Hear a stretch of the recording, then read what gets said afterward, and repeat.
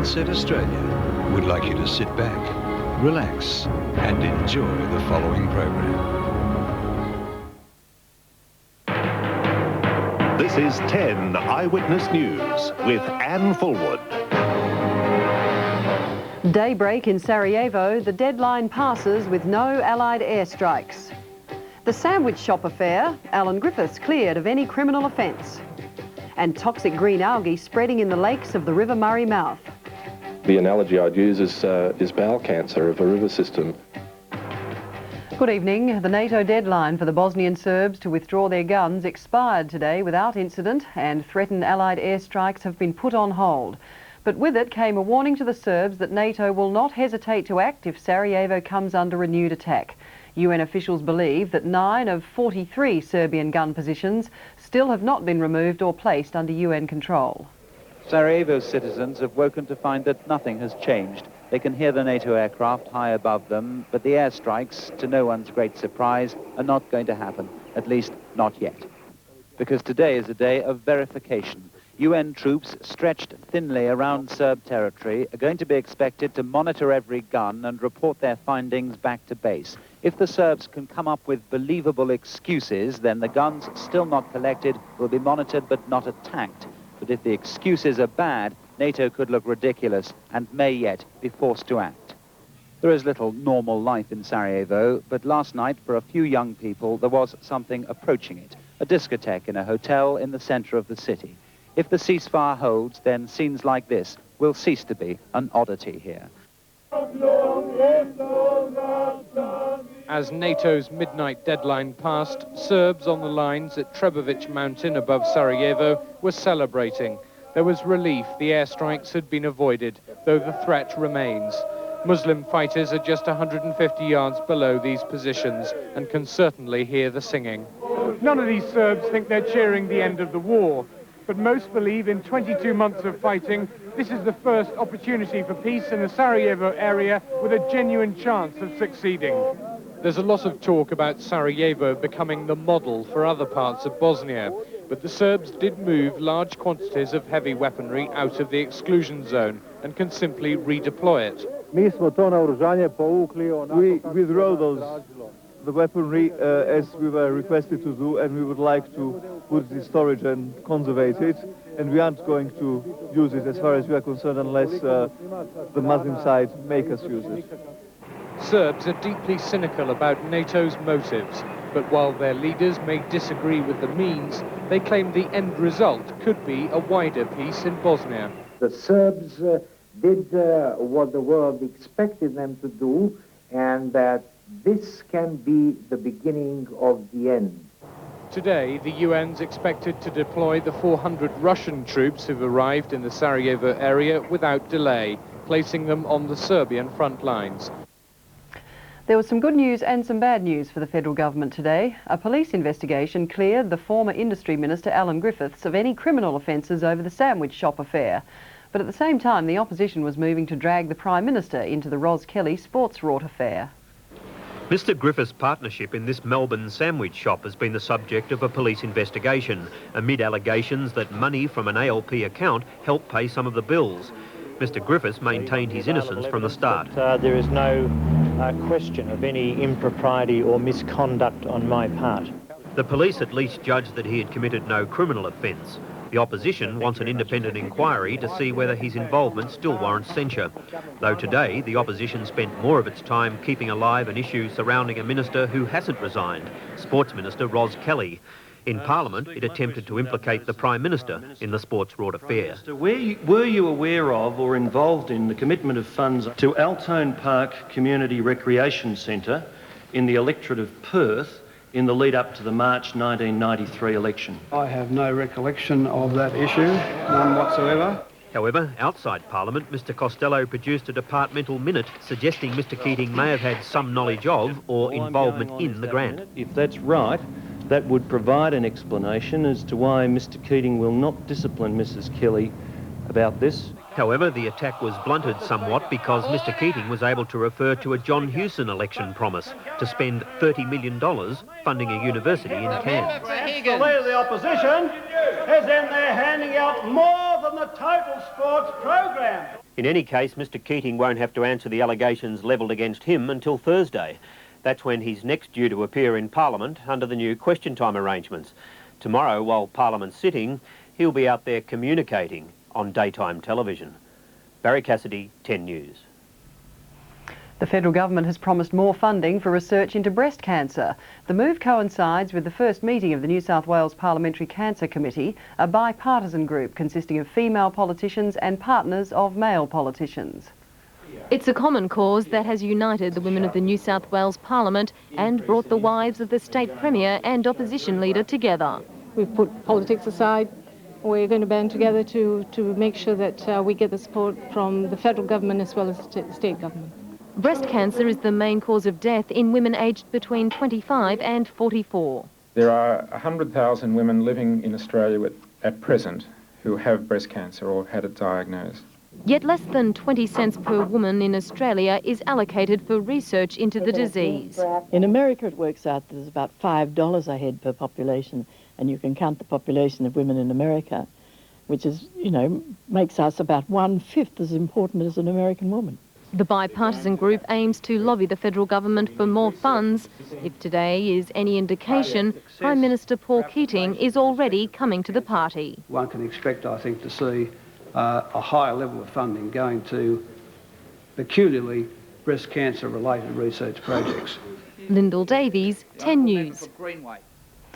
There's renewed concern in South Australia tonight over a continuing problem. Petrol sniffing among young Aborigines is on the rise again in remote communities, according to a new report. And now the government wants to meet with Aboriginal representatives. The report in the medical journal says petrol sniffing in some communities has become more intense in the past 20 years, despite a wider recognition of the problem in recent times. Many Aborigines, now 25 to 39, are still inhaling fumes, and their children are taking up the habit. Petrol sniffing is blamed for the death of dozens of people. The report warns even that's a conservative estimate. New State Health Minister Michael Armitage says the problem is a top priority, and he'll meet with Pitjantjatjara representatives next month. It's an approach which is going to involve the Aboriginal communities. Previously, we've had solutions that have been imposed upon the Aboriginal communities, and they haven't felt part of the solution. Dr Armitage says many Aborigines in the far north take up petrol sniffing because of the feeling of hopelessness generated by poor facilities. The communities feel that the petrol sniffing problem is a reaction to a number of other factors of relating to poor health in the communities, poor hygiene, poor sanitation, poor housing and so on. The state government says it will also act on a report on conditions in the settlements prepared by the local communities. Alan Murrell, 10 News. Ahead, fears of more political violence in South Africa, and the Jackson family get together, almost. She hired an additional 100 securities to keep me away from the event. Right now, Ansett Australia is giving away 1,000 one-week island holidays. 4 nights on Hamilton Island plus 3 nights on Hayman Island. Enter when you fly Ansett before March 27. It's definitely one of the world's great holiday giveaways. Since their customers discovered Latino fresh pasta and pasta sauces, some Italian restaurants have been a little quiet. Latino Fresh, the pasta and sauces you used to go out for. The things people do just to keep their contacts clean, which is why Johnson & Johnson Medical created AccuView, the first disposable contact lens, the lens that's easier to keep clean. You wear them like ordinary lenses, then after 2 weeks, throw them away and replace them with a new pair. Don't your eyes deserve lenses that are easier to keep clean? AccuView, the first disposable contact lens. Find out if AccuView is right for you. Would you like to capture the warmth of the country in your home? Country Looks magazine is the homemaker magazine that brings you the feel of the country, the shapes, the colours, the tastes, the textures. Country Looks brings you the collections, the crafts, the talents, and the gardens of the country. Wherever you live, Country Looks magazine inspires you to create a country atmosphere in your home, in beautiful editions every 2 months. Country Looks, on sale now. Siebel combines outstanding design with comfort, reliability, safety in use, and durability for our great Australian outdoors. That's the proven Siebel range of furniture. Totally Australian made, and only direct from a Siebel store. All those credit cards, do they really suit you or just your bank? At ANZ, you're sure to find a card you'll want to take home with you. We've got a card with a long interest-free period and a card with low interest if you want to spread your repayments. In fact, all sorts of credit cards for all sorts of people. So when you choose an ANZ card, that one, it'll do exactly what you tell it to. boy. Simple, isn't it? Sit. Well, it is when you bank with ANZ. Souped it up at all? Oh, no, I souped it up a bit. So what'd she do? 0 to 100 in 6.3 seconds. 140 to 129 in 1 second. Bose Performance Tyres. Huge range, great prices. Call 132381 for your nearest store. A violent crime. Daddy, something wrong? An emotional cover-up. My daughter-in-law is dead. My grandchildren don't have a mother. And you want to drag my son through some cheap scandal. A tough case. Give us something. Law and Order, 9:30 Tuesday on 10. In Melbourne, a court sequel to the Victoria Talbot kidnapping case. Victoria's uncle, 21-year-old Patrick Milam, has appeared in court charged with plotting to kill Victoria's father. 21-year-old Patrick Milam made a brief appearance in the Melbourne Magistrates Court today, charged with inciting another person to kill Peter Talbot, the father of 7-year-old Victoria Talbot, who was at the centre of an alleged abduction in January. Victoria, who is Milam's niece, disappeared from her grandparents' Inglewood home in central Victoria during an access visit on the 8th of January. She was found in Western Australia unharmed 9 days later. In the Magistrates Court today, Milam's counsel Jonathan Kemp said his client would strenuously deny the charge of inciting to murder Peter Talbot. Milam's girlfriend, who was in court, left in tears after her boyfriend was led away. Milam made no bail application and he was remanded in custody to reappear in court on the 7th of April. Karen O'Sullivan, 10 News.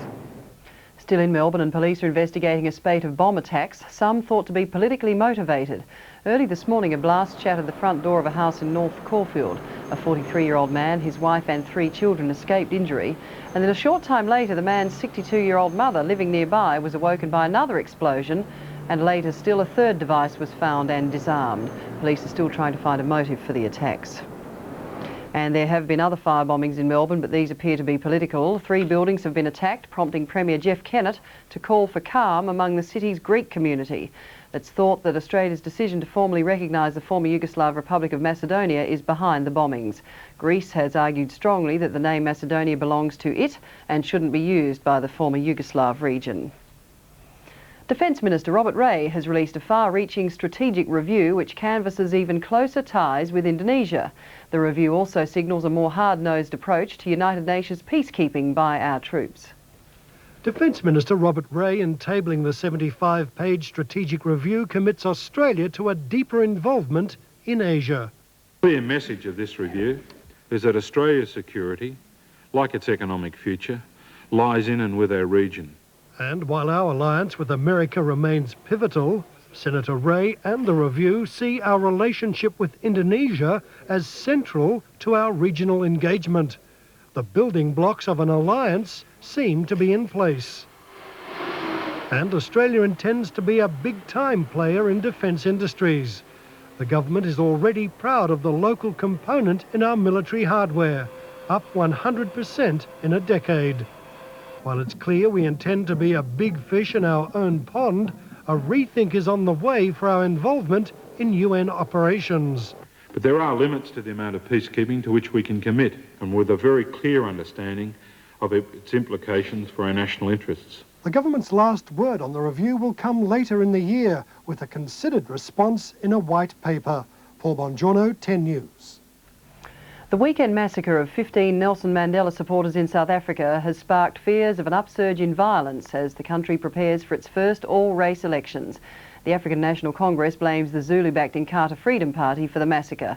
Inkatha is boycotting the elections, and there are ominous signs that this could lead to even bloodier battles. The Zulu clans gather as the violence escalates. In the Natal Midlands, a coming together of Inkatha supporters. here to give visible evidence of their support for the party and its call for an election boycott. 5 miles down the road, an ANC stronghold, a heavy security force presence striving to keep the increasingly bitter enemies apart. In a local church, mingled expressions of fear and anger as a tale of yet another massacre is told. 15 ANC youths killed Saturday by unidentified gunmen. The warning now that all who support the elections are vulnerable to attack. The political enemy, too, is preparing for war, and among the young in particular, a sense of excitement, undampened by the knowledge that in the failure of negotiation, the battle will intensify. We must know this and brace ourselves to face this onslaught if that happens. It is far more noble to resist evil and die if necessary for what you believe than to live in chains. As all hopes of compromise dim, a real danger now shines bright. In the weeks to come, the green killing fields of Natal could become even bloodier. Elsewhere, residents of LA just can't take a trick at the moment, with torrential rain causing more giant mudslides. While much of the city struggles to recover from last month's earthquake, along the coast the rain continues to cause even more hardship. Torrents of mud have cascaded down hillsides, damaging dozens of houses around Malibu. Rising floodwaters have also blocked the Pacific Coast Highway, the main route along the area's scenic beaches. Boulders and debris are making other roads impassable, causing havoc for motorists and rescue services. Despite the mayhem, no deaths or injuries have been reported. Pope John Paul II has spoken out against homosexuals marrying and adopting children at the expense of the family unit. The Pope says gay couples should never be allowed to adopt children. In his weekly address in St Peter's Square, the Pontiff made a direct attack on the European Parliament. Last week, it passed a resolution allowing gay couples to marry and adopt. The Pope says the move saddened him because it legitimises what he calls deviant behaviour. America's most dysfunctional family, the Jacksons, have failed in their latest attempt to put on a united front. Over the weekend, they gathered in Las Vegas to tape a humanitarian special called The Jackson Family Honours. Michael was there despite his problems, but sister LaToya failed to show, although her presence was certainly felt. The most successful family in music history. It has been billed as the official coming together of entertainment's first family. The event of the year, the reunion of a lifetime, the Jacksons. But all is not calm inside the Honourable Jackson clan. The king of pop, my good friend, Mr. Michael Jackson.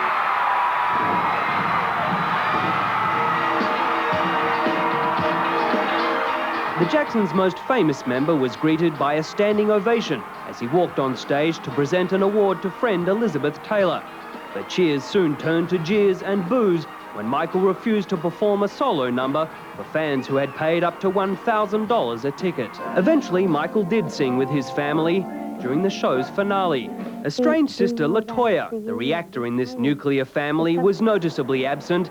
LaToya claims the family insisted she sign a gag order, agreeing not to criticize Michael or other family members. She had planned to purchase tickets to attend the show until Mum found out. And when she found that out, she hired an additional 100 securities with 500 extra walkie-talkies that they rented to keep me away from the event. The Jacksons plan to make this family reunion an annual charity event. Andrew Warren, 10 News. And by the way, the 2-hour Jackson Family Special can be seen on Network 10 next Wednesday, March the 2nd at 8:30.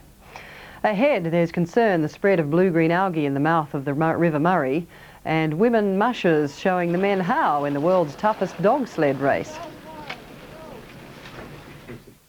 Tomorrow in 10 Eyewitness News, we are what we eat. Women are more adventurous while men prefer convenience, and the traditional meat and 3 vegetables is still a winner. Just some of the results from the latest research into the Australian diet. The full story tomorrow in 10 Eyewitness News. TriStar Pictures presents... Where is your compassion? You didn't know he was sick. Did you, Bob? Tom Hanks. Am I being fired? Denzel Washington. Would you accept a client if you were constantly thinking, I don't want this person to touch me, I have a case? In a film about the darkest places in the human spirit. Andy brought AIDS into our offices. And the brightest. Get in there and you fight for your rights. So let's talk about what this case is really all about. Did you fire Andrew Beck because he had AIDS. The general public's hatred, our loathing, our fear. Andrew Beckett is angry. I just want what is fair, what is right. An emotional powerhouse, says Rolling Stone. The law's been broken. Objection! One of the year's 10 best films. In this courtroom, justice is blind. We don't live in this courtroom, no, do we? Winner of 2 Golden Globe Awards and now nominated for 5 Academy Awards, including Best Actor Tom Hanks. Philadelphia. Sauce. Grease. Finish now also comes as new Concentrated Ultra for tough cleaning challenges. Imagine you left your dirty dishes and cups in the dishwasher for 2 days. It couldn't get worse. New Finish Ultra is concentrated, so you only need half the normal amount. And thanks to its super cleaners, you get spotless dishes. And everything sparkles. Now also in a concentrate, Finish Ultra. It's easy to pick up snippets of news, but don't you sometimes wish you had the complete picture? Turn to the Weekly Telegraph and you'll get exactly that. It contains the very latest news and analysis from Britain's best-selling quality newspapers, the Daily Telegraph and the Sunday Telegraph, giving you a complete view of world events from the British perspective. The Weekly Telegraph. World news